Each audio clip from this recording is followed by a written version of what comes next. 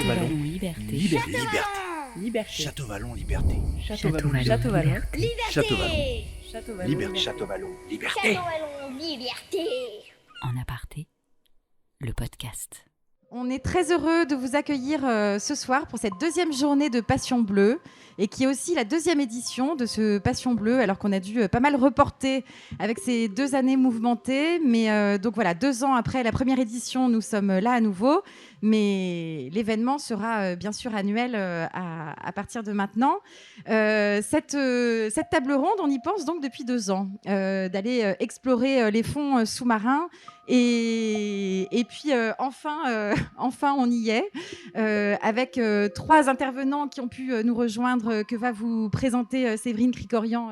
Voilà, bonsoir à tous. On va donc parler de ce monde du silence et on va se rendre compte que on est loin d'un monde du silence parce qu'en fait, il y a énormément de petites bêtes et de grosses bêtes qui font du bruit, qui claquent, qui chantent, qui sifflent, qui grognent, qui font pas mal de choses. Il y a beaucoup d'espèces qui communiquent sous mer.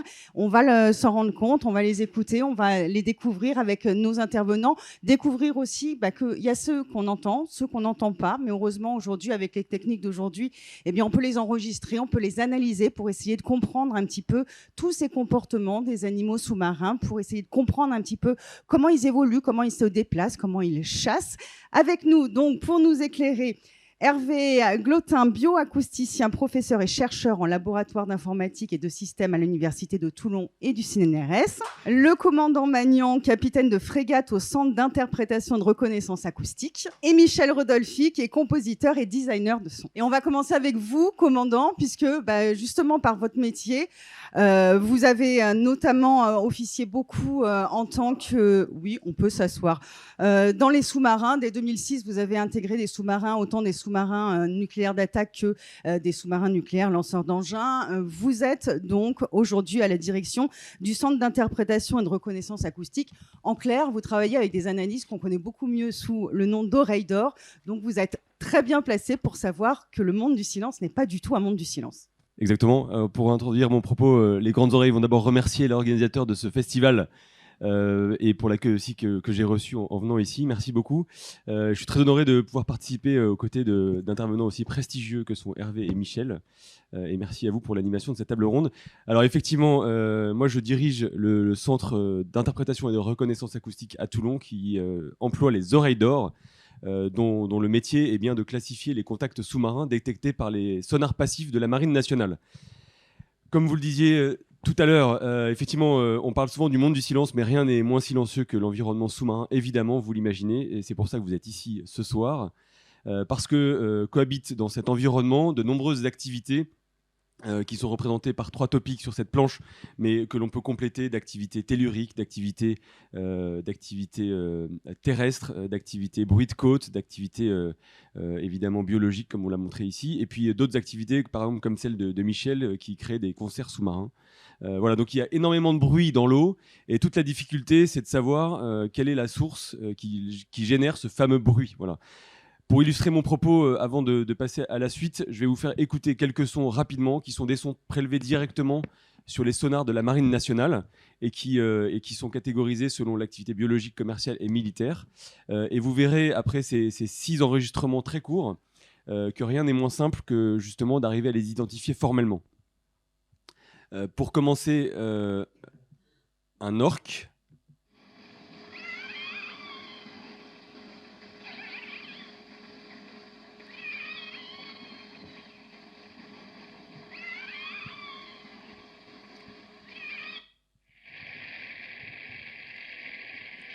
On est sur un banc de crevettes, voilà, ça fait partie des bruits qu'on entend très régulièrement en patrouille de sous-marins et qui en fait rendent compliqué l'écoute des autres bruits qui nous intéressent plus précisément, comme ceux qu'on va écouter après. Je vous fais écouter maintenant le bruit d'un chalutier.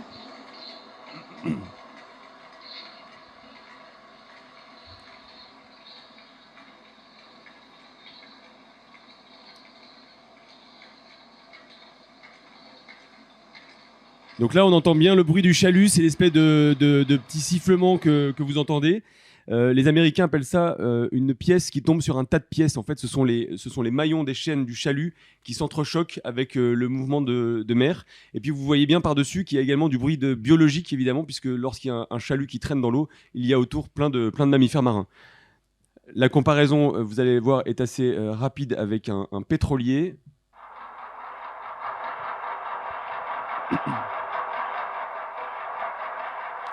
Vous entendez bien le bruit de l'hélice et de la ligne d'arbres qui propulse le bâtiment. La différence entre un pétrolier et un bâtiment de guerre, vous allez la sentir tout de suite.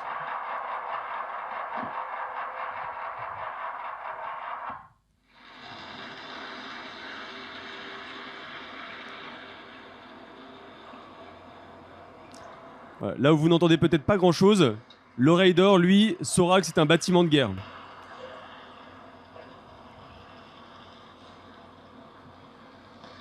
Et je vous fais écouter en dernier une émission sonar, donc l'action pour une frégate de détecter un sous-marin.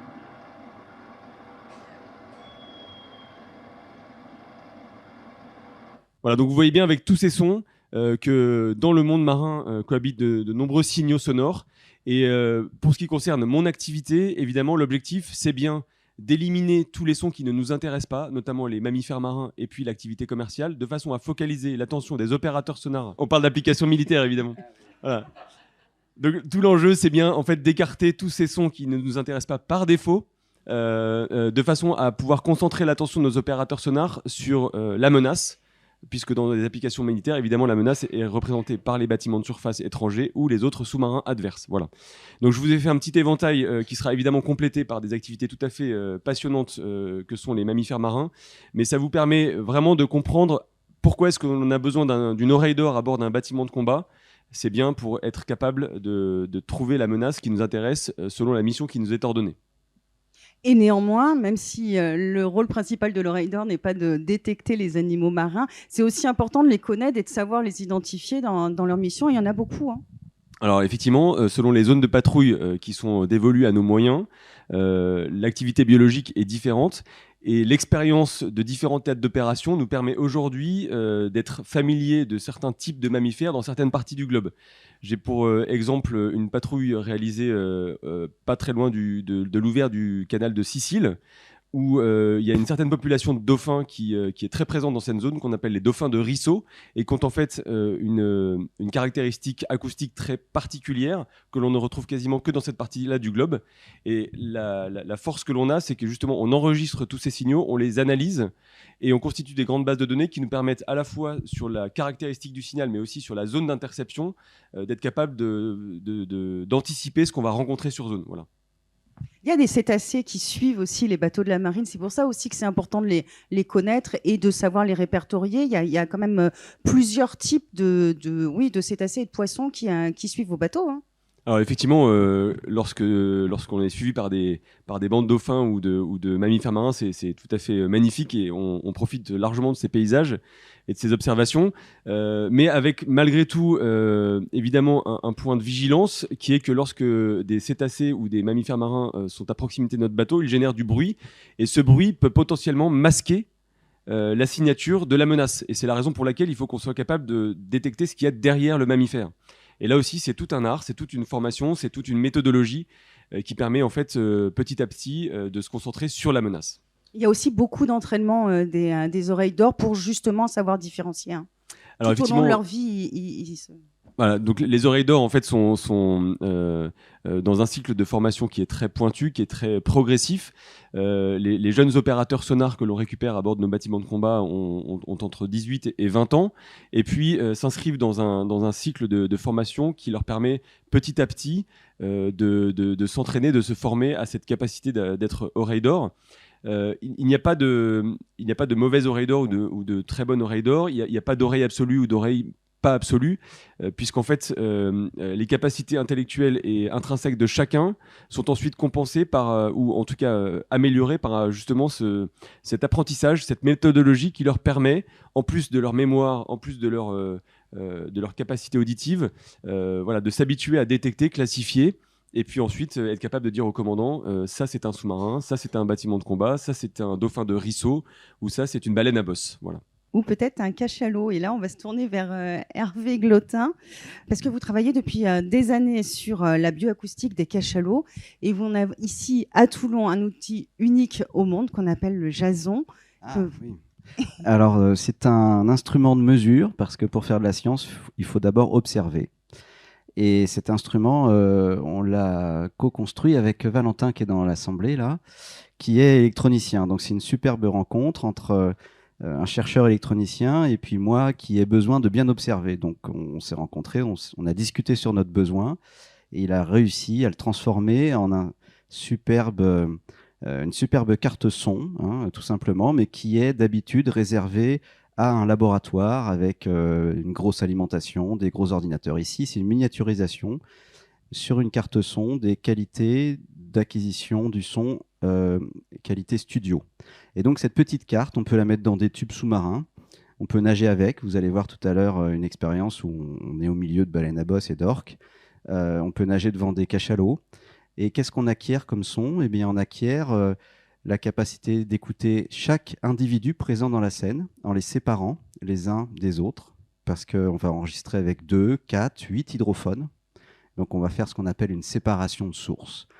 On va, par ce biais-là, être capable après d'apprendre les caractéristiques propres de chaque individu enregistré, et puis simplement d'écouter qui parle à qui parle avant qui.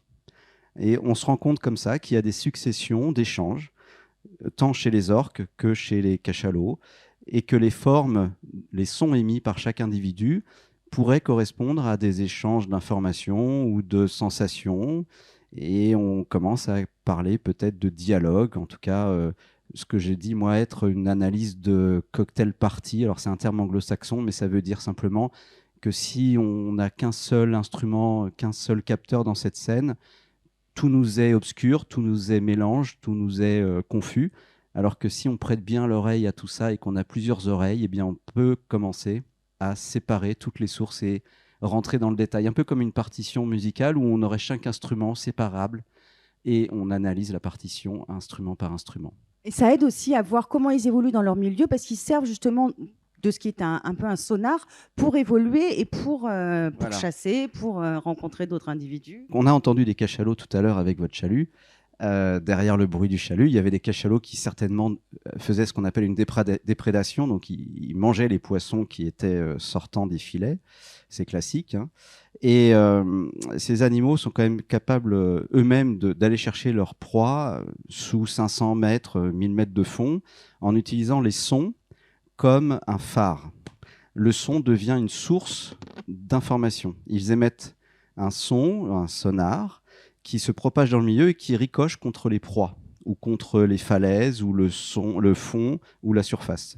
Ainsi, ils savent où ils sont et ils savent où sont leurs proies. Et ils savent même, on pense, mesurer une qualité de la proie. Donc, ils savent probablement mesurer la taille de la proie, si elle est plus ou moins charnue, si elle est intéressante à capturer. Ils savent certainement aussi, tu l'as peut-être ressenti parce que tu as nagé à côté de ces animaux, quel est votre état émotionnel, parce qu'ils vont mesurer certainement votre flux sanguin, ils vont mesurer aussi votre capacité crânienne, ils vont mesurer votre capacité pulmonaire. Ils ont en fait à leur disposition un échosondeur. Donc ils vous font une image, ils se construisent une image 3D de votre corps, tout comme ils se construisent une image 3D de leur proie. Donc cette capacité qu'ont les odontocètes, les animaux à dents, les mammifères marins à dents, à émettre ce sonar, semblait d'ailleurs être unique aux odontocètes. Et ce qu'on est en train de découvrir par ces opérations d'enregistrement fin, etc., avec nos cartes, c'est finalement des capacités qu'on retrouverait chez des mysticètes. Les mysticètes sont les baleines à fanon qui sont réputées seulement chanter. Donc, faut imaginer qu'on a d'un côté les odontocètes qui cliquent et qui sifflent, versus les mysticètes, les baleines à fanon, qui sont la baleine bleue, le rorqual, la baleine à bosse, qui sont réputées chanter et ne pas posséder la capacité d'écholocation ou de sonar. Mais en fait, on se rend compte qu'en analysant de près tous ces signaux, la frontière n'est pas aussi nette et qu'il peut y avoir des baleines à bosse qui aient appris à cliquer pour repérer leur proie. Et pour communiquer avec d'autres espèces ? Alors ça, c'est intéressant aussi. On peut imaginer qu'il y ait du brouillage interespèces. Donc dans des scènes de cocktail party interespèces, comme je vais vous en montrer une, on pense que les orques peuvent essayer de brouiller l'information que la baleine à bosse rechercherait de la présence de leur boule de hareng. Et on peut penser aussi que la baleine à bosse émet des signaux qui brouillent son approche ou qui gênent les orques à communiquer entre eux. En tout cas, il y a aussi des rivalités et des intimidations, ça c'est presque sûr, où des sons peuvent être émis pour perturber ou intimider les autres espèces qui gênent l'approche à des proies ou qui est compétitrice sur les mêmes proies.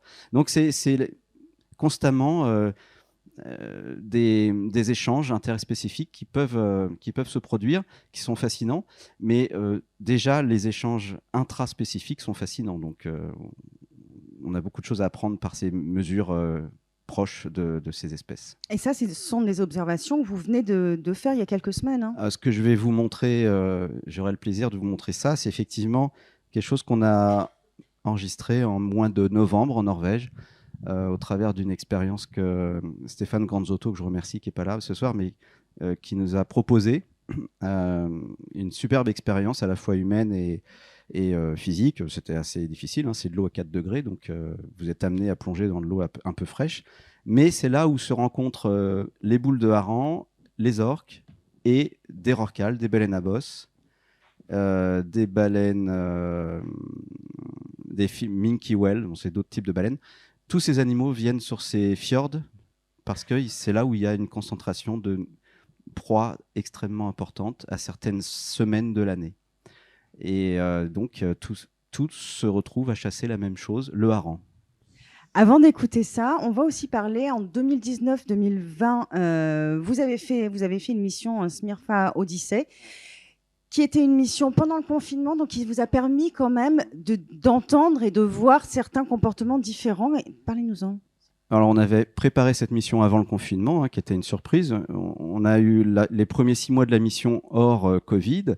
Et puis, le Covid est arrivé, nous a arrêtés. Et on a eu la chance, avec la marine, d'avoir l'autorisation de ressortir pendant 3 semaines durant le confinement. Donc, on s'est retrouvés les seuls, en fait, en mer. En termes scientifiques, on était les seuls de Perpignan à Menton. Hein. Il y avait très peu de manœuvres scientifiques sur ce mois d'avril-mai 2019. Oui, c'est ça. Non, c'est 2020, je ne sais plus. C'est très loin, le Covid. Et on a rencontré des dauphins Tursiops troncatus, les grands dauphins, peut-être curieux et qui cherchaient un contact. Moi, je l'ai ressenti comme ça. Il n'y avait plus d'activité sur l'eau, alors qu'ils ont tout le temps des bateaux autour d'eux. Et ils se sont posés peut-être des questions où étaient passés tous ces bateaux, tous ces bruits. Et ils sont venus à nous directement quand on est à la première sortie dans la baie de Hyères. Ils sont restés 20 minutes, 30 minutes autour de nous avec des petits. Ils étaient 20 et ils se montraient. Donc des animaux qui veulent ne pas se montrer se cachent, il n'y a pas de souci. Là, ils se montraient, ils venaient à nous. On a pu enregistrer toute cette rencontre, tout comme il y a eu... par la suite, des mesures de rorqual, plus dans le golfe de Lion. Mais ce que je voudrais dire, c'est que c'est des mesures ponctuelles qui n'ont pas de valeur statistique en soi et on n'est pas sûr que les animaux aient eu le temps de changer réellement de comportement en termes de distance aux côtes, etc. Ça, c'est pas avéré. Par contre, humainement, ponctuellement, on a eu des sensations de comportements différents. Ouais. Est-ce qu'ils n'ont pas plus communiqué pendant qu'il y avait effectivement pour une fois un peu plus de silence en mer Je pense que vous seriez plus à même de l'expliquer, mais on a calculé qu'il y avait une capacité de communication doublée en termes de distance pour les mysticettes, pour les rorquals, durant le confinement, parce qu'on a perdu, sur les 5 premiers kilomètres de côte, on a perdu jusqu'à 9 décibels.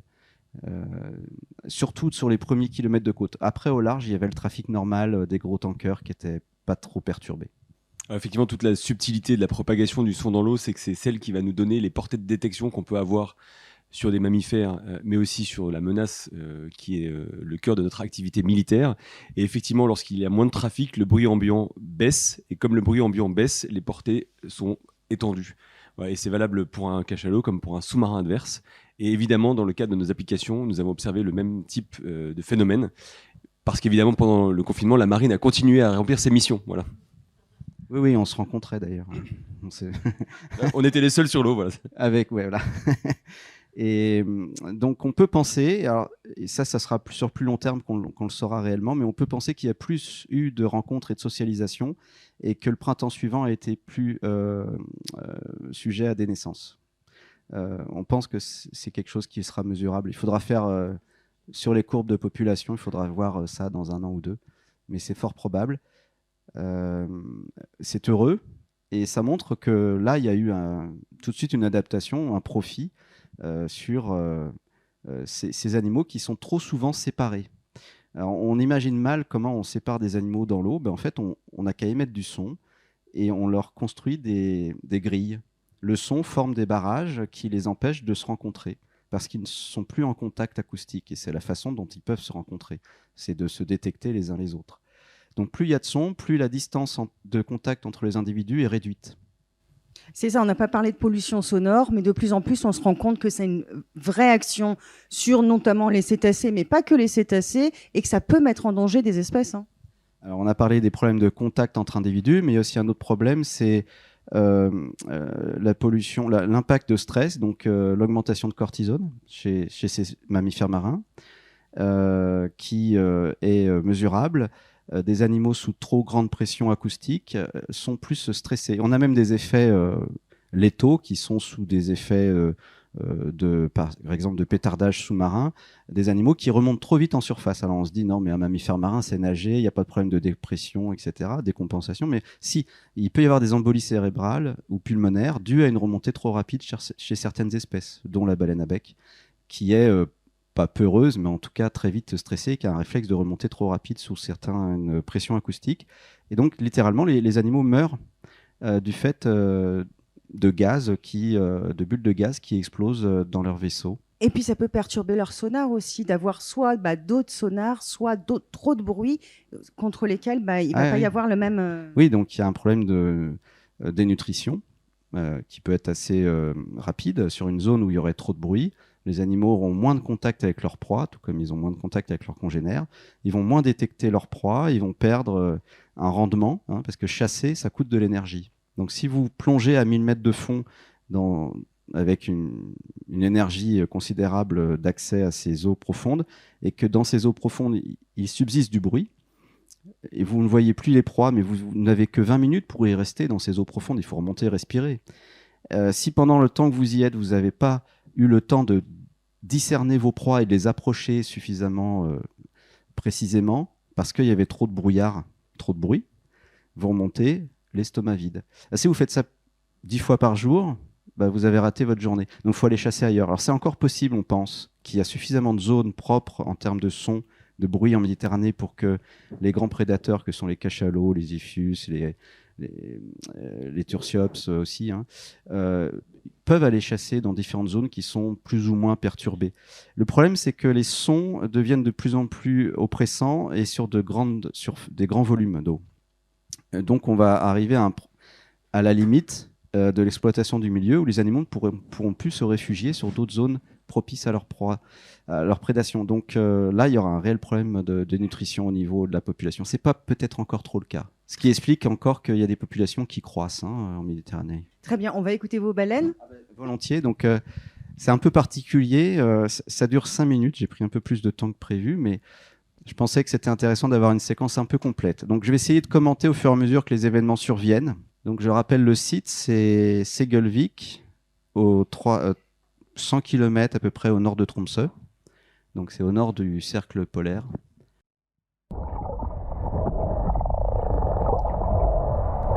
Donc ça a commencé, vous avez entendu un ronflement. On pense que c'est une série de clics d'une baleine à bosse. Ici vous avez des vocalises d'orques. D'accord ? Donc c'est les orques qu'on a entendus tout à l'heure, mais qui sont dans le même milieu que cette baleine à bosse.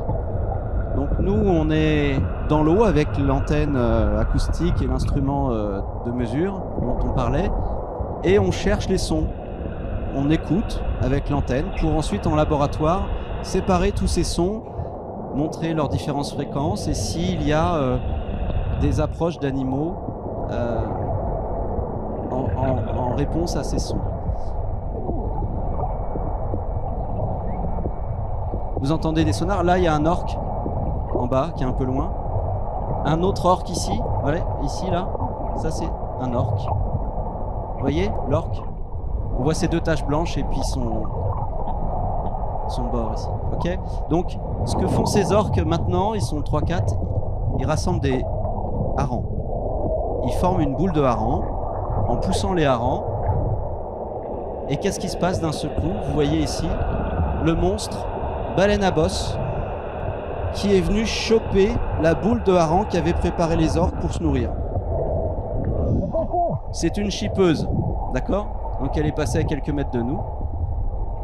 Son œil nous regarde. Bon, donc il faut pas nager avec les animaux, c'est dangereux, c'est pas respectueux, ça peut engendrer des problèmes de pollution interespèces. Mais dans ces mesures qu'on fait en champ proche, qu'est-ce qu'on repère? On repère des signaux dont on valide les sources. En l'occurrence ici, on a une mesure de clic qui provient de la baleine à bosse, qui n'était pas censée cliquer. Et pourquoi est-ce qu'elle émettrait des clics? Simplement pour arriver directement sur la boule de hareng, s'entraîner, sans que les orques puissent avoir une contre-mesure ou disperser les harengs. La baleine a intérêt tout de suite à foncer sur la boule en surgissant de nulle part en fait. Donc elle émettrait ses clics à une minute ou deux, comme on l'a vu au début, et elle détecterait la présence de la boule et elle fonce dessus. Là, elle fait une deuxième passe pour finir la boule. Hein. Donc voilà, il ne reste plus aucun hareng dans le secteur, tout est mangé.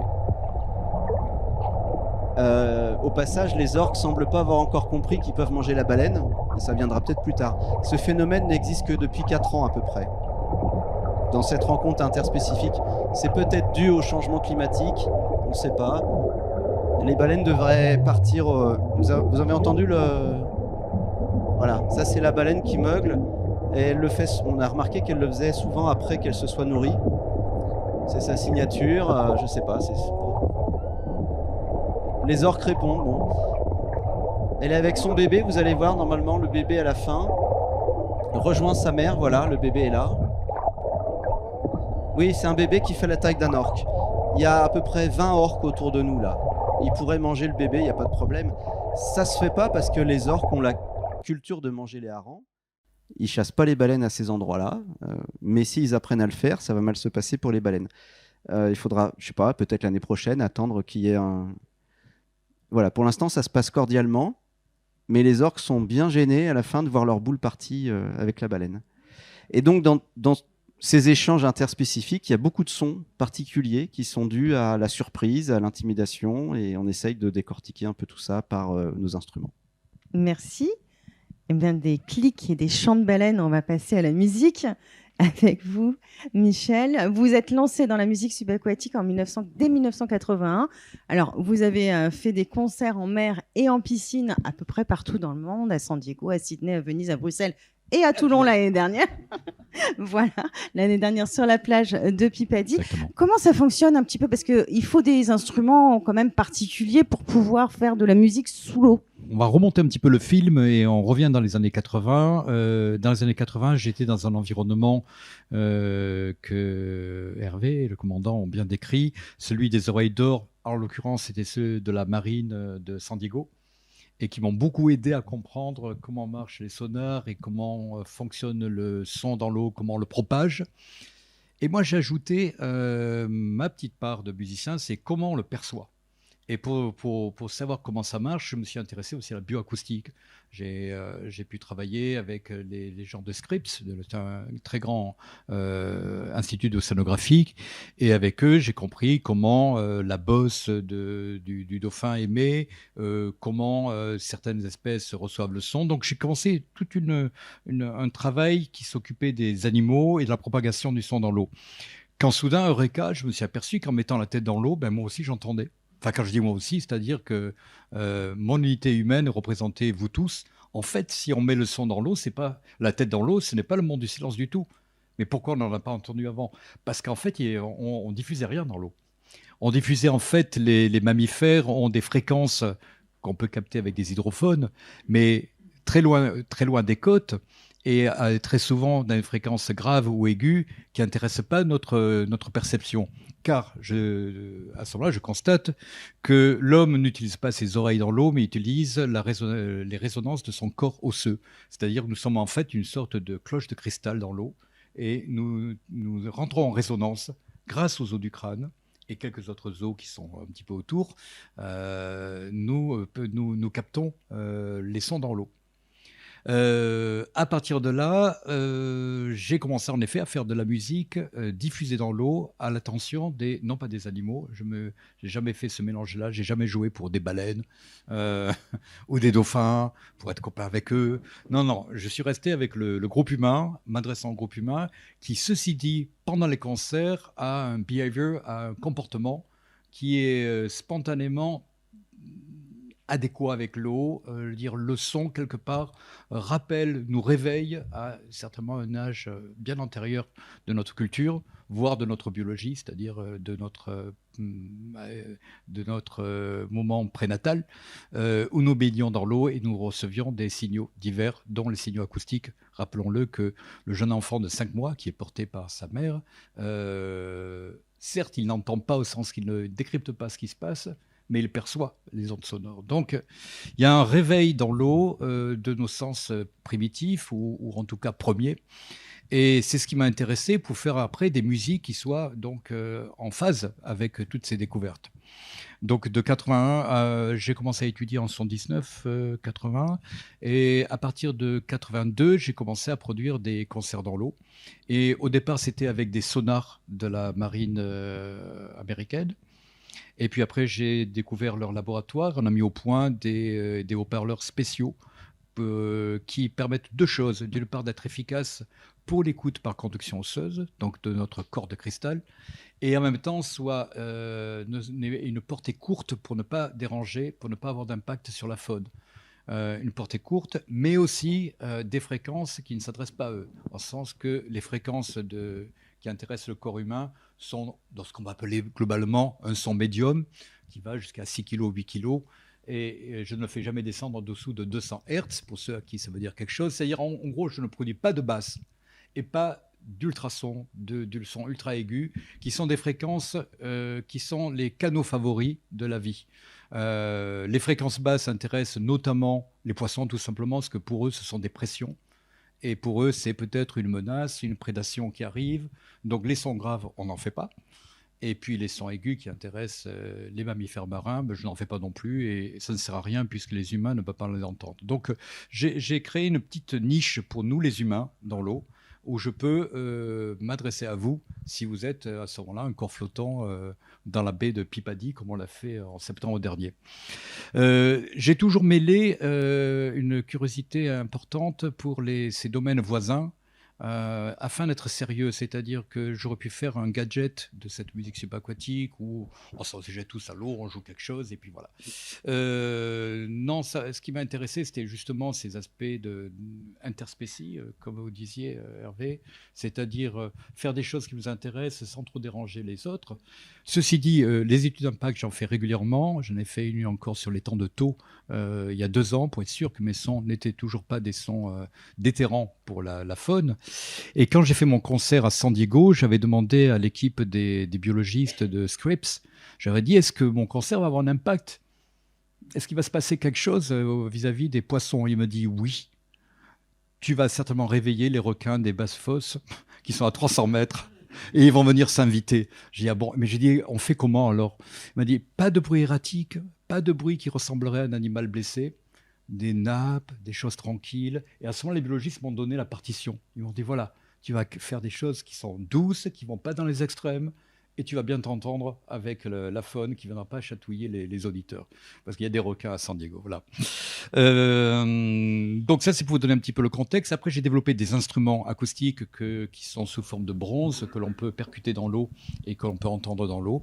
Et petit à petit, j'ai pu trouver, je dirais, d'autres moyens d'exprimer la musique subaquatique dans l'air, notamment par des designs sonores pour des grands aquariums comme Nausicaa à Boulogne-sur-Mer, où depuis 30 ans, je crée les environnements musicaux sonores de Nausicaa. Quelquefois, ce sont des documents acoustiques comme les sons de cachalot que j'ai enregistrés sur les mêmes terrains où prospère très sérieusement Hervé et son équipe. Je parle des cachalots de Maurice. Je vais les enregistrer, moi, à titre plutôt comme un cinéaste, un peu pour le document, on va entendre. Très souvent aussi, j'ai une approche un petit peu aussi musicienne de la faune. Je suis allé hors saison baleine, hors saison pour les baleines à bosse en Polynésie. Et j'ai pris un bateau, on m'a dit, mais au mois de juillet, tu n'auras jamais rien, je ne sais pas pourquoi on y va, mais ça te fait plaisir, c'est touriste. Bon, on va t'amener sur un lieu où il pourra y avoir des baleines, mais il n'y en aura pas. On y arrive et on entendait les baleines à l'air libre, on les entendait partout.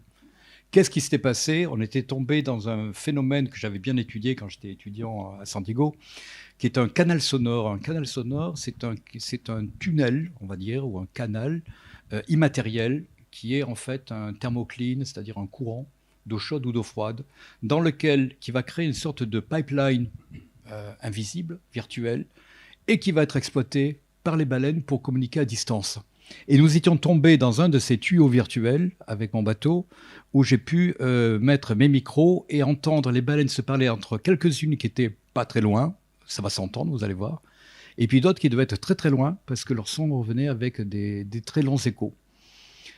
Et comme j'étais en Polynésie, dans un endroit où il n'y avait pas de bateau marchand et tout, j'ai pu avoir un son impeccable. Voilà. Donc, moi, j'ai beaucoup besoin de la science, j'ai beaucoup besoin de la bioacoustique que représente si bien Hervé. J'ai besoin de toutes ces connaissances pour être un musicien, je dirais, juste avec mon environnement. Quand je dis juste, c'est-à-dire qu'en phase, sans en faire trop, avec quand même suffisamment d'empathie. Et puis inviter les corélégionnaires humains à fréquenter des eaux où ils ne vont pas rencontrer des dauphins, bien sûr, sous nos côtes, mais ils vont vivre quelque chose qui est, qui va leur rappeler qu'on pourrait être des espèces fraternelles et non pas en chasse les unes contre les autres. On peut écouter quelques petites choses. On va écouter vos exemples. On va écouter, donc je veux commencer, c'est pas dans l'ordre que je voulais le passer, mais on va commencer par entendre justement les baleines à bosse qui se parlent, qui chantonnent dans un canal sonore. C'est un enregistrement pur, non filtré, rien du tout, c'est sans filtre, sans filtre électronique en tout cas.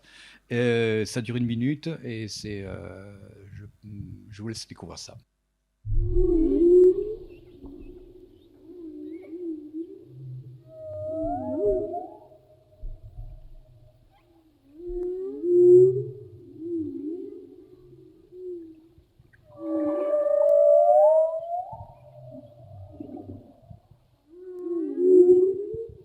Donc vous entendez celles qui sont au premier plan, qui font bouh.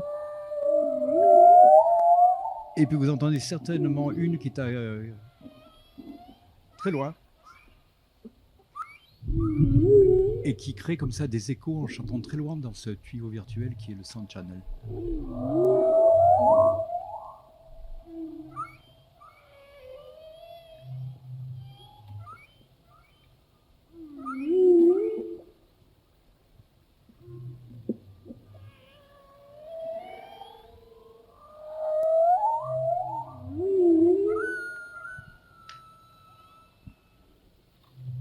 Ces enregistrements, quand je les entendais aux États-Unis, c'est des disques qui dataient des années 50, de Wayne, de Payne. Je me suis dit, mais ils ont ajouté des effets de studio. On ne peut pas avoir des échos comme ça. Quand soudain...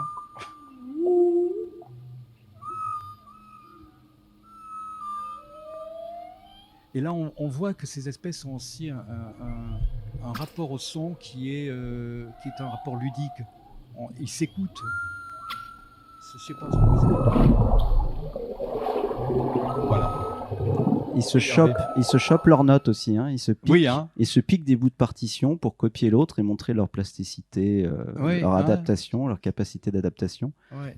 Ce qui leur procure un avantage dans la reproduction. Toi qui as l'oreille, une autre oreille d'or, là ce sont que des baleines à bosse ou il y aurait aussi il y aurait un autre animal? Parce qu'il me semble qu'il y a peut-être une orque ou non? Je perçois d'autres mammifères marins. Après, de là à vous dire quels sont-ils exactement, je ne suis pas en mesure de le faire.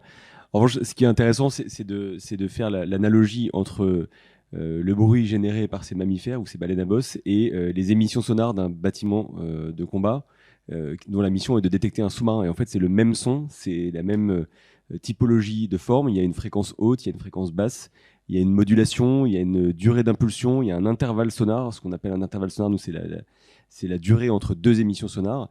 Et aujourd'hui, cette application est tout à fait décisive parce que peut-être que l'avenir pour les sonars actifs des bâtiments de surface, c'est justement d'opérer ce que l'on appelle le biomimétisme, c'est-à-dire faire croire à l'ennemi que le bruit qu'il entend, c'est une baleine à bosse, alors que non, c'est une émission sonore d'un sonar actif. Mais je rigole pas parce que c'est quelque chose qui se développe et que j'ai moi-même expérimenté à bord d'un sous-marin dans la position très inconfortable de la cible, et c'est à s'y méprendre. Ah oui, d'accord.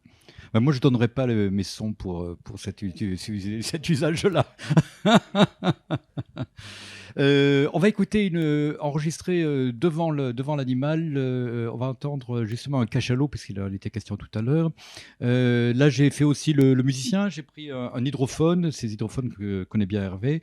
J'ai fait un petit holster, c'est-à-dire une petite poche étanche dans laquelle j'ai mon enregistreur. Et hydrophone à la main, je suis parti en petite apnée, c'est-à-dire à 10 mètres. Puisque devant les cachalots, à l'île Maurice en l'occurrence, il est interdit de plonger avec des bouteilles parce qu'on reste trop longtemps, parce qu'on fait du bruit, parce qu'en voulant les observer, en fait, on les perturbe. Donc les observations qu'on fait à l'île Maurice, des cachalots, notamment avec le grand cinéaste René Euzet, qui est un ami, qui est formidable capteur de la vie aquatique.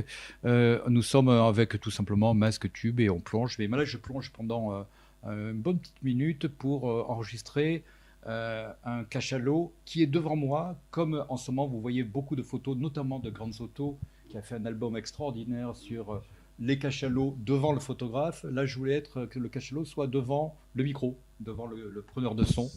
Et ben, je peux vous dire que ce que vous allez entendre, la pression acoustique était absolument étonnante. C'est comme si on me martelait. C'est 212 dB, je crois, mais marin, hein, pas de aérien. Donc je ne sais pas combien ça fait en dB aérien, mais c'est fort quand même. Donc on était à 200 dB. Pour un sonar de bâtiment de combat, c'est fort. Ah oui, même, oui. Oui, pardon. Donc on va écouter une petite minute de cachalot. Ce sont des clics que je pense votre unité a appelé des codas. Voilà, c'est des codas de 12 clics. Et ce que nous avons fait, je ne vais pas l'écouter aujourd'hui, mais vous l'avez peut-être fait, on a ouvert ces clics en les ralentissant, en regardant dedans, et on a trouvé d'autres clics. Et donc ça peut-être, vous pouvez l'expliquer ? Oui, simplement, il y a un temps entre chaque clic que l'animal choisit. Ce temps est contrôlé, donc ça lui permet d'envoyer un rythme qui dépend du clan, de la famille dont il vient. Donc c'est une signature. Et puis il y a une autre signature à l'intérieur de chaque clic qui dépend de la taille de la tête de l'animal. Donc c'est ces espaces d'écho intra-tête qui donnent l'information sur la taille de l'animal. Donc c'est une autre signature encore, mais individuelle. Alors on est arrivé à trouver dans chaque clic qu'on va entendre, donc qui est... Hein, pardon. Voilà. On en a trouvé jusqu'à 6 informations. Ouais. C'est effectivement un record là, parce que ces échos sont doubles ou triples en temps normal, mais en fait on a compris que l'animal pouvait jouer avec. C'est-à-dire qu'il peut lui-même choisir de faire plus que 2 ou 3 réflexions dans sa tête d'un même clic initial. Ouais. Et là, aller jusqu'à 6, ça veut dire qu'il avait l'envie de construire des signaux d'autant plus imposants pour se présenter. Alors c'est certainement un grand mâle qui montre d'autant plus leur taille par ce phénomène de répétition des grands intervalles interpulses intra-clics qui les signent comme étant les grands de leur clan. Alors on va écouter. En voyant du niveau, hein, par rapport, voilà, pour qu'on ait cette l'expérience.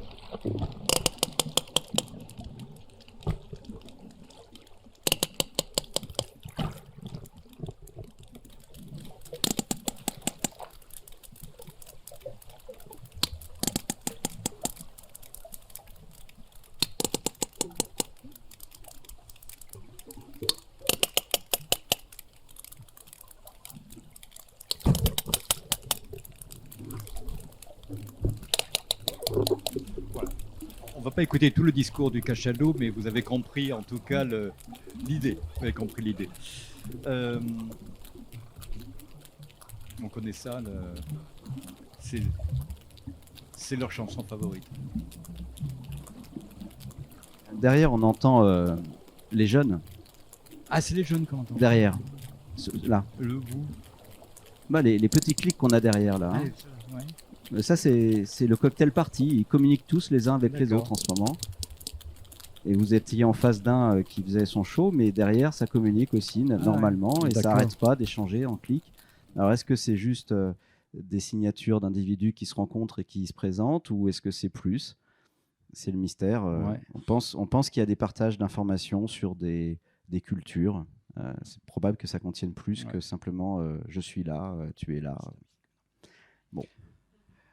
Alors, on va passer des animaux à l'humain. Je vais vous faire écouter un tout petit bout d'une partition, d'une musique qui est diffusée sous l'eau. Les tessitures, c'est-à-dire les textures et les hauteurs, sont adaptées à la bonne résonance du corps dans l'eau. Donc, on va écouter l'extrait numéro... ça doit s'appeler musique subaquatique. Mais là, c'est l'enregistrement de studio, donc il n'est pas écouté en mer. En mer, on écoutera autre chose, peut-être, si on a le temps. Et... Ah oui, il y a celui-ci, oui. En fait, ça commence par un enregistrement qui a été fait en mer.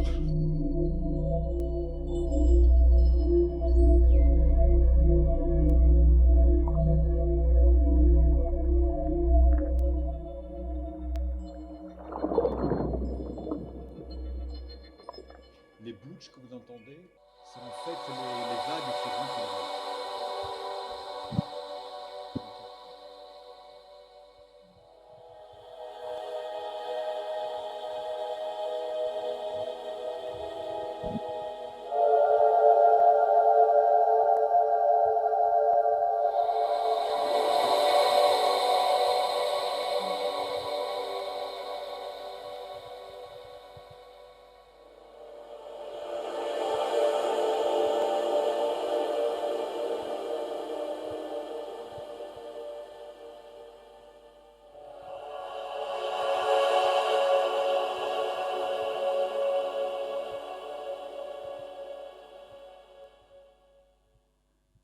Ce qui me semble là intéressant, avec ces haut-parleurs on ne s'aperçoit pas, c'est que c'était donc la qualité spéciale un petit peu tendue vers les médiums, qui permet d'avoir une bonne diffusion dans l'eau.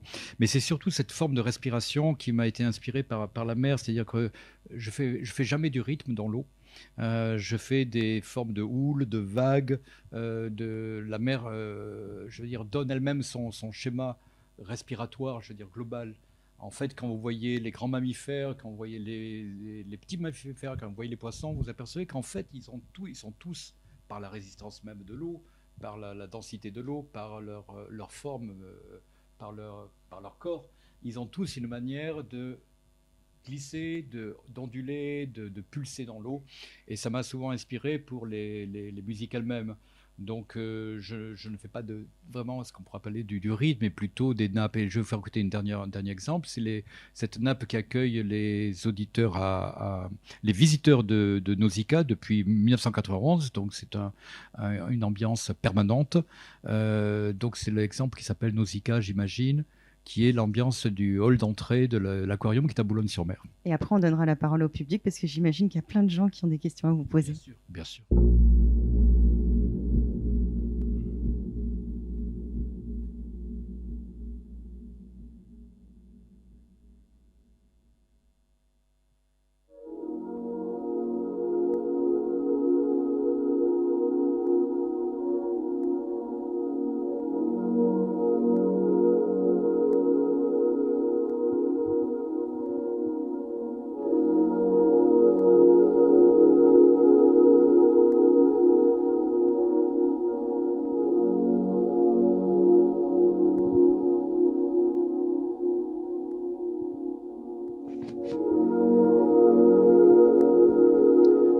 Baisser doucement, c'est un design sonore qui est fait pour être vécu pendant qu'on se promène dans l'aquarium, donc on peut commencer déjà à baisser et puis passer à à l'échange avec l'auditoire.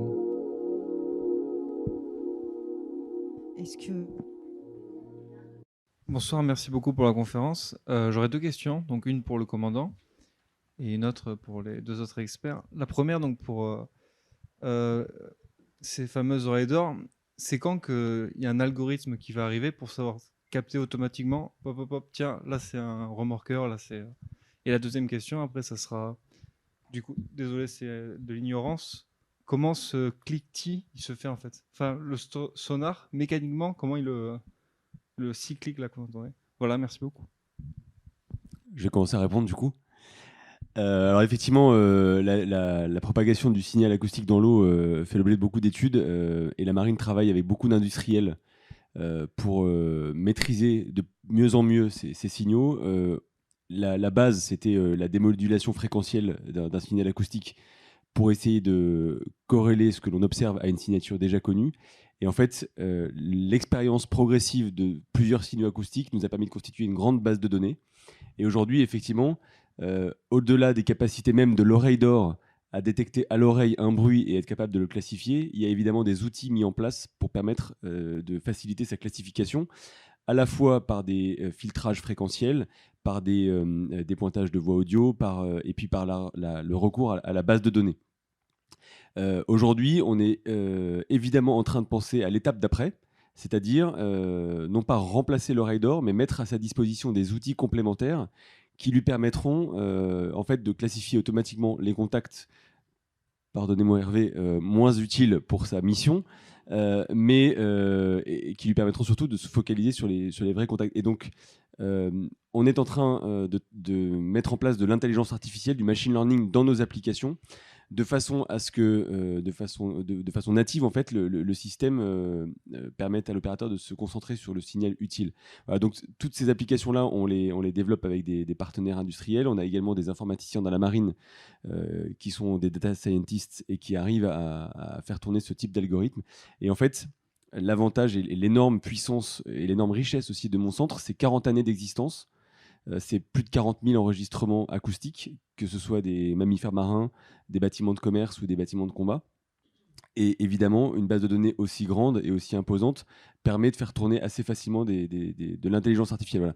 Donc, on est en train de prendre ce virage qui a déjà été plus ou moins développé par des industriels traditionnels que sont notamment Thales, parce que, comme on a pu le voir dans les précédents échanges, il y a quelques sons qui sont quand même très caractéristiques, notamment ce que nous, dans la marine, on appelle les transitoires. Donc, c'est ces espèces de bruits très, très bien définis dans le temps, avec un début, une fin, une fréquence, une impulsion et un niveau. Et donc, c'est évidemment ce type de bruit qui est facile à classifier. On a également fait tourner des outils de classification automatique aussi sur les émissions sonores, comme ce que je vous ai présenté en préambule, parce qu'il y a une fréquence haute, une fréquence basse, et c'est facile à classifier. Et désormais, on essaie de faire tourner ces algorithmes aussi sur des signatures acoustiques de bâtiments, que ce soit des bâtiments de commerce ou des bâtiments de guerre, justement, pour nourrir ces algos et permettre ensuite aux oreilles d'or d'avoir un outil vraiment très puissant à leur disposition. Voilà. Donc on est vraiment en train de prendre le virage et c'est hyper passionnant parce que on mêle beaucoup de technologies différentes, on mêle la théorie du signal, on mêle la propagation du son, on mêle l'informatique aussi. Et voilà, et quand tous ces experts se retrouvent dans la même pièce pour discuter de classification automatique, ça devient incroyable. Rapidement sur la production acoustique, donc il s'agit chez le cachalot par exemple d'un organe qu'on appelle le museau de singe, qui est un ballon que l'animal gonfle d'air avec ses poumons, donc en circuit fermé, jusqu'à un point où le ballon qu'il compresse va détonner. Et ce son est réfléchi avec un sac d'air qui est devant le nez de l'animal, enfin qui est au bout du nez de l'animal. Ce son va être réfléchi sur le front, où il y a un autre sac d'air qui forme un autre miroir, parce que dès qu'on change entre l'huile qui est dans le melon de l'animal et l'air, on change de milieu, donc le son est réfléchi. Donc le son revient vers l'avant par la mandibule supérieure de l'animal, et il sort. Seulement, il y a aussi une partie du son qui est renvoyée vers le premier sac d'air et qui fait ricochet et qui ressort à nouveau. Et c'est là où l'animal peut consciemment contrôler le nombre de réflexions intra-tête pour plus ou moins allonger ces clics. Ouais, ça fait 15 ans que je m'intéresse spécialement à cette espèce. Donc. Et on a même fait une thèse sur la modélisation mathématique et physique de cet organe acoustique du cachalot, une thèse financée par la DGA d'ailleurs, pour mieux contrôler les sons qu'on récupère de ces signaux, de ces animaux, mieux les inverser, mieux les classer. Et donc on aimerait être capable de déterminer la profondeur de plongée de l'animal, son orientation, avec un seul clic en fait, avec un seul hydrophone. Oui, tout à l'heure, vous avez identifié le cachalot comme étant un grand mâle sur la séquence que vous nous avez fait écouter. Alors, la question, moi, c'était est-ce que vous identifiez la différence entre les mâles et les femelles? Et quelle est cette différence? Je vais vous laisser faire parce que c'est pas du tout mon domaine, là, pour le coup. Oui. Alors, j'ai supposé que c'était un grand mâle parce que je connais les clans de Maurice et que c'est les mâles qui se mettent comme ça en émission statique et que les jeunes viennent les voir et communiquent peut-être. Donc, sinon, la différence se fait par les intervalles intra-tête formés par la taille de museau, et les femelles sont plus courtes, ont un museau qui produit des intervalles intra-tête jusqu'à 2-3 millisecondes, et alors que les mâles, eux, continuent en grandissant avec des émissions jusqu'à 6-8 millisecondes entre deux pulses du même clic. Voilà, donc c'est la taille qui forme ça. Mais on a un programme de recherche, puisqu'on enregistre les animaux en champ proche en les filmant.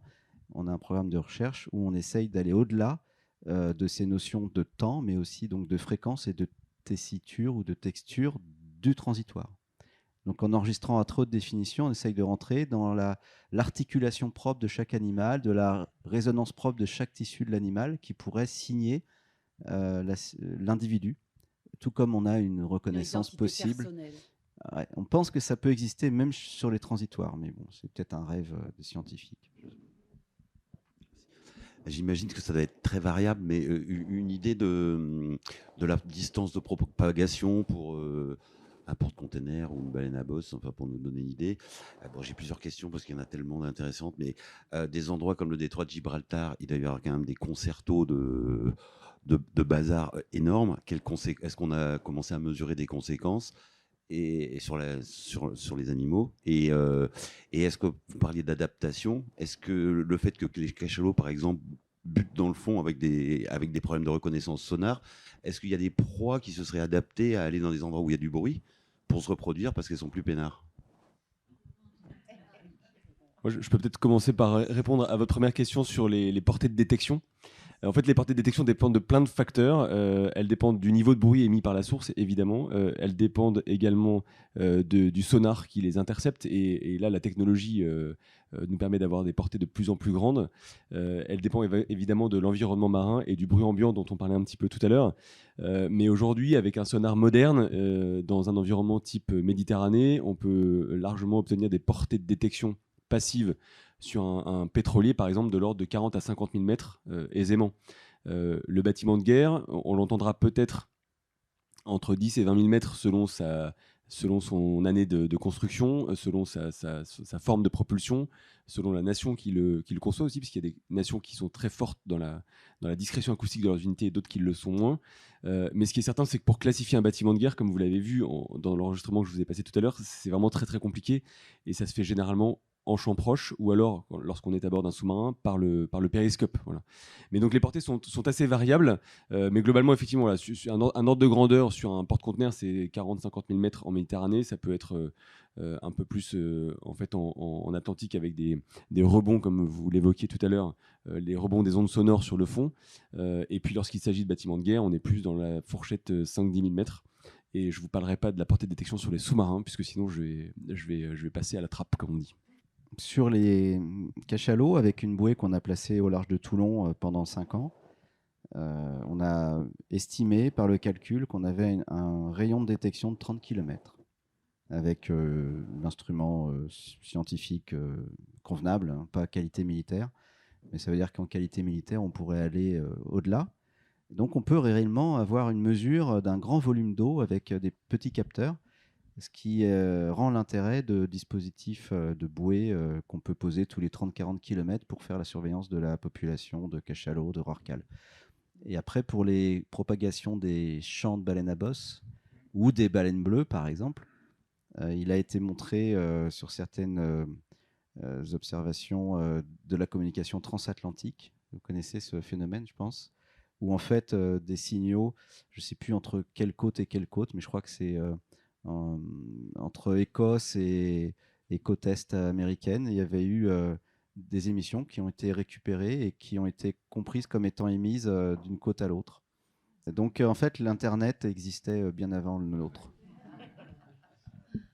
Bonsoir, j'ai 2 questions concernant les oreilles d'or. Combien sont-elles quand elles doivent déterminer donc un son? Il y en a 1, 2 ou 3? Parce que je suppose que seul peut-être on peut faire une erreur. À 2, on ne sait pas lequel a raison. Et donc il faudra peut-être un 3e avis pour être sûr de savoir ce que c'est. Et deuxième question, c'est concernant la confirmation du son qui a été entendu. Comment fait-on pour être sûr que l'oreille d'or a entendu le bon son et qu'il ne se trompe pas? Alors, il y a des pièges dans votre question, je vais essayer de les éviter. Et puis surtout, moi, je peux me positionner en fait sous 2 angles. Le premier, c'est le directeur du centre des oreilles d'or. Et là, ma réponse, elle va être simple. Les oreilles d'or sont bien formées, sont bien entraînées, donc ils ne se trompent pas. Et voilà, et je vais me positionner sous l'angle de l'employeur que j'ai été aussi précédemment à bord des sous-marins ou des bâtiments de surface.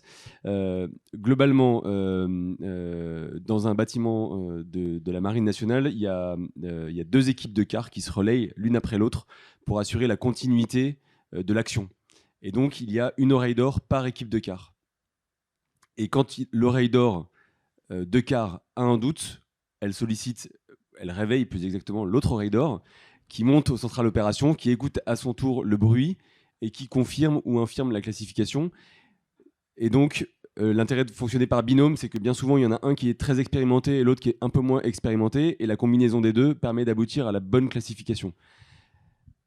Il y a des contacts acoustiques, vous êtes bien placé pour le savoir, qui sont très difficiles à classifier. Donc, soit on donne un type, par exemple, on peut très bien dire ça, c'est clairement un bâtiment de commerce. Je ne peux pas décider si c'est un pétrolier, si c'est un raquier, si c'est un transport de marchandises ou une bétaillère. Par contre, je sais que c'est un bâtiment de commerce. Et à ce moment-là, pour la conduite de l'action, l'impact est faible. Et de la même façon, on peut tout à fait identifier que c'est un bateau de guerre de surface.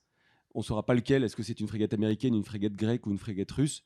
Quoique ça, on arriverait quand même à le savoir. Mais en tout cas, on ferait la différence entre un bateau de guerre ou un sous-marin. Voilà. Donc, l'oreille d'or, de toute façon, arrivera à dire si c'est un bâtiment de commerce, un mammifère marin, un bateau de guerre de surface ou un sous-marin. Voilà. Et ça, le verdict sera évident.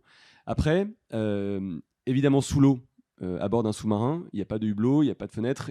Voilà. Donc, on ne peut pas être certain à 100%.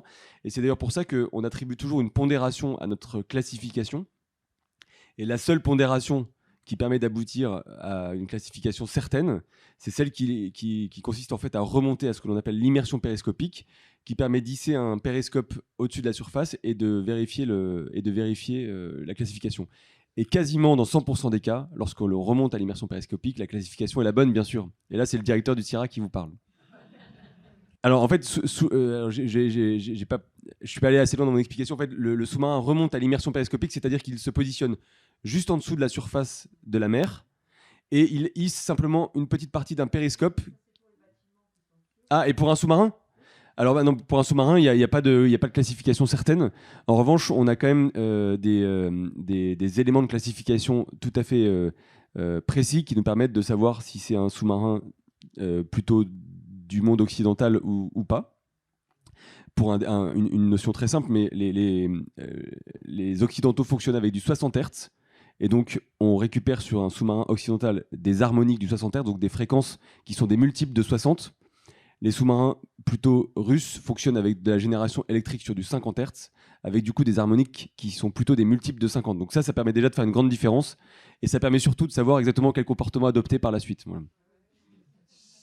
Et sinon, pour savoir, il y a aussi le film Le Chant du Loup, dont vous avez sûrement entendu parler, qui a été réalisé en partie avec la Marine nationale et dont une oreille d'or de Toulon a été complice pour justement briefer les acteurs et qui, je crois, reflète assez bien le métier d'oreille d'or. Hein. Tout à fait. En fait, la réalisation du film s'est profondément inspirée de la vie à bord d'un sous-marin pour conduire son scénario. Elles sont profondément aussi inspirées de nos plateformes d'entraînement pour former les équipages au combat. Elle s'est imprégnée de toute l'ambiance et notamment il y a des scènes très intéressantes du regard entre l'oreille d'or. Là, je reviens à votre notion de est-ce qu'on est sûr de la classification, mais parfois il y a plus d'éléments physiques à compléter pour savoir si c'est bien le contact ou pas. Il y a simplement un ressenti, une habitude, une expérience. Et il suffit que l'oreille d'or se retourne en regardant son commandant avec un petit oui de la tête, et ça veut dire qu'il en est sûr. Il peut pas dire pourquoi, mais il en est sûr, et bien souvent, il a raison. Quid des champs éoliens offshore sur le comportement des animaux et leur communication? Parce que j'imagine que ça fait du bruit et que ça va les perturber aussi. Donc, on a un programme ou deux sur le sujet. Donc on écoute avant la pause sur un site... Avant la pause de l'éolienne, on écoute le site, on repère le nombre de passages de telle et telle espèce. Après la pause, on mesure toujours pendant l'activité de l'éolienne. Donc là, c'est la deuxième phase qui va commencer dans 6 mois. C'est sur le golfe du Lion qu'on a par exemple cette manip. Et donc, il faut s'attendre à des perturbations de 2 ordres sur les proies et sur la capacité des prédateurs à continuer de prédater. Sur les proies, les poissons pourraient être les premiers donc, à se déplacer suite au bruit généré par l'éolienne. Simplement ça risque d'impacter la mégafaune, donc les dauphins. Et ensuite, les structures elles-mêmes produiront des vibrations de différents types de fréquences, suivant la structure, suivant l'accroche de l'éolienne sur le socle, soit par câble, soit enraciné, enfin cimenté directement sur le socle. Et ça propage différemment le son. Donc, pour vous dire une anecdote, sur certains constructeurs à qui on a demandé quels seraient les bruits rayonnés par leur structure, du fait qu'ils mettaient des câbles pour les accrocher, ils nous ont répondu qu'ils ne savaient pas. Il faudra attendre qu'on les pose et qu'on les mesure. J'avais une question pour le commandant. On voit très bien ceux qui ont le nez pour les parfums. Qu'est-ce qui fait que tout d'un coup on a une oreille? Est-ce que, bien sûr, j'ai compris qu'il y a une éducation, une formation, mais en amont, comment ça se détecte une oreille d'or? Effectivement, bien souvent, on fait le parallèle entre l'oreille d'or et l'oreille absolue. Certaines oreilles d'or ont l'oreille absolue, et j'ai croisé dans ma carrière des oreilles d'or qui étaient des férus de musique classique qui étaient capables d'exploiter des partitions simplement à l'oreille, avec des capacités vraiment incroyables. Mais ça fait partie que d'une mince proportion d'oreilles d'or. Les autres ont une appétence particulière pour l'écoute. Ils aiment ça, avoir un casque sur les oreilles et écouter des bruits dans l'eau. Ils aiment les démoduler, ils aiment les analyser, ils aiment les classifier. Et cette appétence, effectivement, est le premier levier d'entrée pour devenir oreille d'or. Et ensuite, tout l'enjeu, justement, dans le centre que j'ai l'honneur de diriger, est de transformer cette appétence en vraie compétence en mettant par-dessus le vernis formation, le vernis entraînement. Et ce qui est passionnant dans mon centre, c'est que on forme des oreilles d'or en boucle courte sur les derniers contacts que l'on a observés à la mer. C'est-à-dire qu'un sous-marin qui rentre de patrouille et qui a analysé aussi bien des bruits biologiques particuliers que des menaces, les fait écouter aux élèves qui sont en formation. Et donc ces élèves sont formés directement avec l'actualité, quoi. Et voilà. Et c'est comme ça qu'on arrive à les transformer en oreilles d'or. Mais ça fait partie d'un processus qui est assez long, qui est très, comme je le disais, progressif, qui fait l'objet de nombreux tests. Tout le monde ne réussit pas à devenir oreille d'or, mais qui, in fine, délivre un produit en lequel le commandant a toute confiance. Voilà. Il faut s'entraîner en permanence, j'imagine. Et il s'entraîne en permanence. Alors, il s'entraîne évidemment de façon autonome dans mon centre. Il s'entraîne également en même temps que les équipages de sous-marins ou les équipages de frégates lorsque ceux-ci sont déployés à bord. Et puis, surtout, il s'entraîne de façon spécifique vis-à-vis de la zone d'opération dans laquelle ils vont être déployés. Typiquement, lorsque un sous-marin conduit une patrouille en Méditerranée, on va entraîner l'oreille d'or sur des sons typiques de la Méditerranée, que ce soit des sons de mammifères marins, par exemple le dauphin de Risso dont je parlais tout à l'heure, mais ça peut aussi être les plateformes pétrolières qui sont au large de l'Israël, parce que c'est aussi des bruits qu'il faut être capable de classifier, et puis évidemment toutes les menaces qui jalonnent les pays frontaliers. Voilà. Ils doivent souffrir dans le bruit ambiant de la ville, là. Eux qui captent toutes les choses avec telle sensibilité. Ils ont une capacité de filtrage, je pense, assez importante, mais effectivement, lorsque l'on sort d'un sous-marin dans lequel l'ambiance est assez feutrée, assez silencieuse, il y a toujours un petit temps d'adaptation où on se dit, tiens, c'est marrant, il y a beaucoup de bruit, et les premières nuits, d'ailleurs, on dort pas très bien quand on sort de patrouille. Ouais. J'abuse tant que j'ai le micro et je termine, c'est pour Michel. J'ai aussi été à San Diego, en Californie, et il y avait, donc, dans le cadre de l'US Navy, des bassins avec des dauphins et ils étaient à l'entraînement, on m'a dit. Hélas, oui. Mais je ne sais pas l'entraînement de quoi.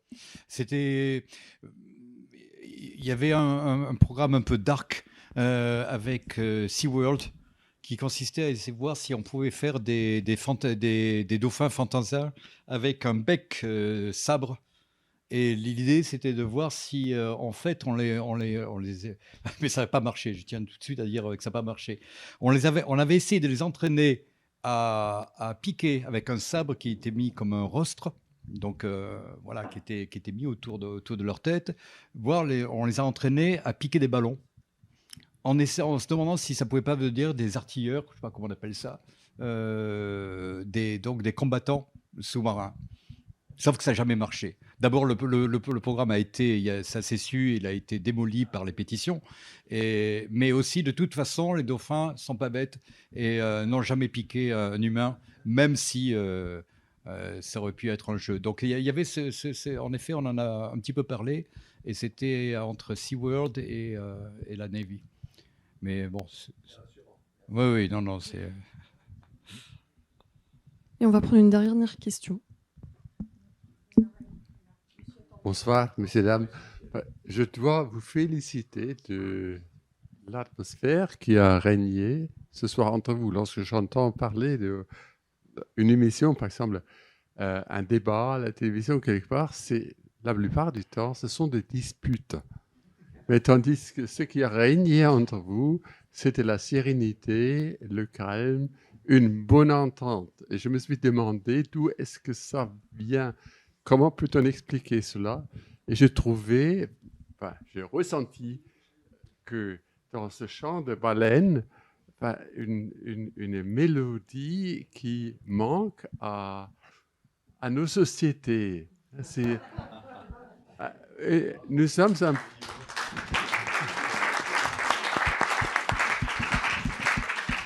Nous sommes devenus un continent en guerre. Et il faut apprendre quelque chose sur ces baleines à bosse qui se créent entre eux une si réjouissante atmosphère. Voilà, on termine juste sur la question de monsieur qui attendait. Oui, c'est pas essentiel. Moi, je voulais apporter quand même une appréciation, compliment, ça va dans la suite, sur la qualité de cet événement et les communications. C'est passionnant. Après, j'ai des petites questions en cascade, c'est de compréhension par rapport à l'émission de son et la réception, parce que la musique que vous avez faite là, c'est en studio, c'est ça? Oui. Mais je voudrais savoir, quand on diffuse sous l'eau, pour entendre sous l'eau, qu'est-ce que ça produit, comment ça se passe? Et l'autre question qui est corollaire, c'est quand vous êtes en face du cachalot là, oui, qu'il émet les sons. Là, c'est un enregistrement. Quand on est soi-même en face, avec ses propres organes de réception, on reçoit quoi et en quoi c'est différent? Oui.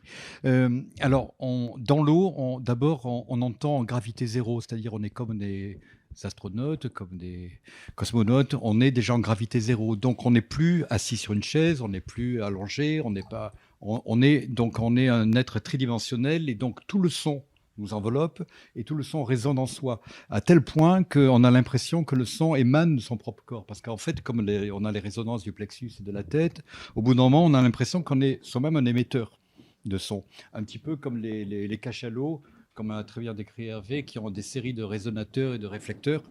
Lorsqu'on entend ce son sous l'eau, il a cette qualité corporelle extraordinaire. Savoir aussi que le son, il a une qualité, une netteté formidable parce qu'il se déplace sous l'eau à 1500 mètres secondes, 1490, voilà, on va pas chipoter, au lieu de 330. Et mine de rien, cette célérité du son dans l'eau crée un effet de netteté acoustique qui est étonnante. Je vais vous dire aussi autre chose qui est intéressante, c'est que dans l'air, on peut discriminer les personnes jeunes qui entendent bien toutes sortes de fréquences, et puis les personnes plus âgées qui entendent moins, etc.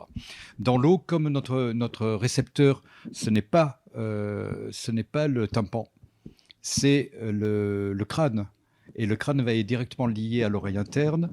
Entre un enfant qui entend de la musique sous l'eau et un adulte âgé, il n'y aura pas de différence. La qualité du son va être la même parce que l'oreille moyenne et le tympan sont ignorés par cette réception-là. Donc on a quelque chose qui est un accès direct au nerf auditif et une netteté. C'est comme d'un coup si d'un coup notre vue s'éclairait, nous permettait de voir à des kilomètres de distance.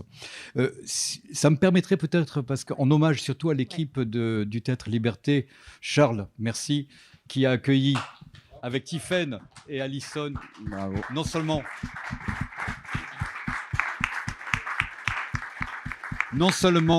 l'invitation de ce soir, mais j'avais une petite capsule de 5 minutes sur le concert que tu nous as offert.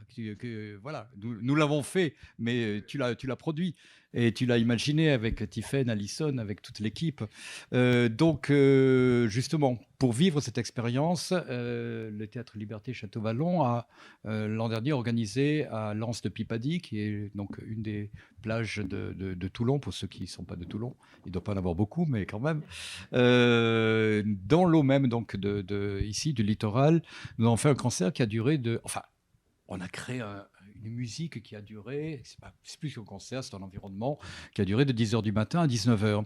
Et nous avons eu donc un grand nombre d'auditeurs qui sont venus et tous ont utilisé cette position extraordinaire qui consiste à flotter à la surface et se laisser porter par les vibrations qui venaient des instruments et des haut-parleurs qui étaient sous l'eau.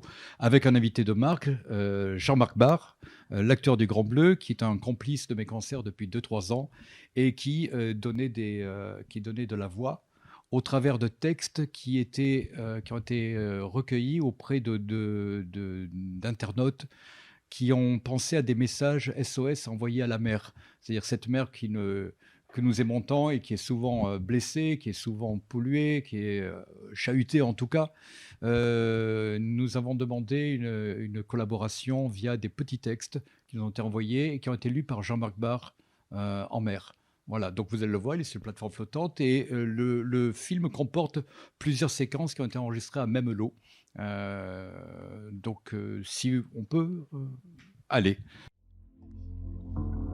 On monte encore un petit peu.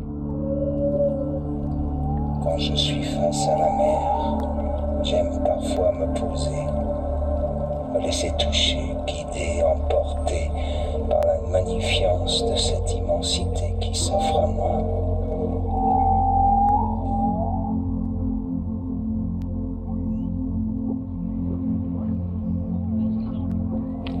C'est un spectacle apaisant.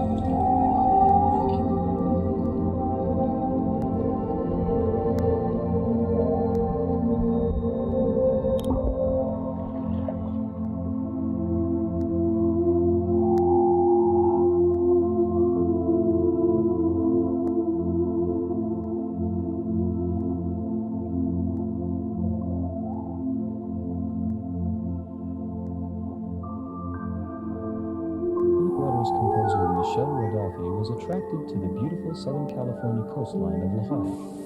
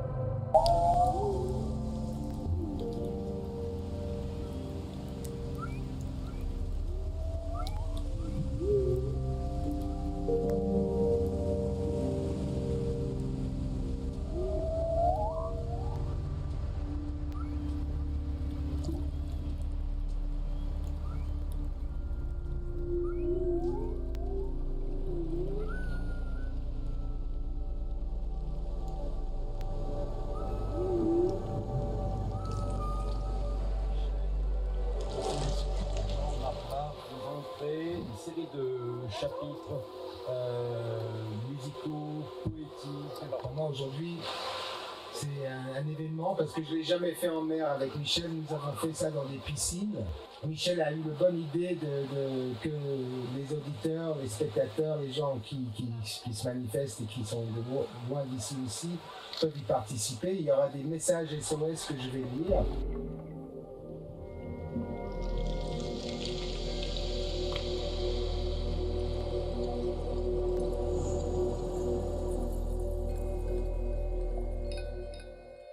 Les indications la font sourire. Elle demandera au dauphin. Viens avec moi dans une autre terre ferme. Viens sur les montagnes, là où la mer s'est retirée.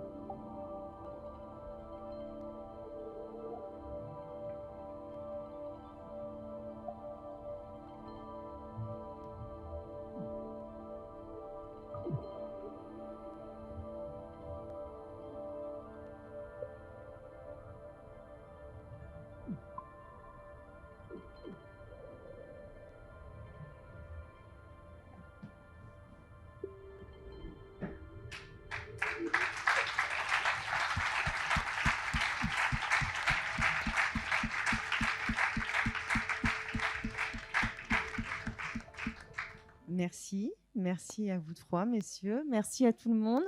Je vous souhaite une bonne soirée. Merci à tous.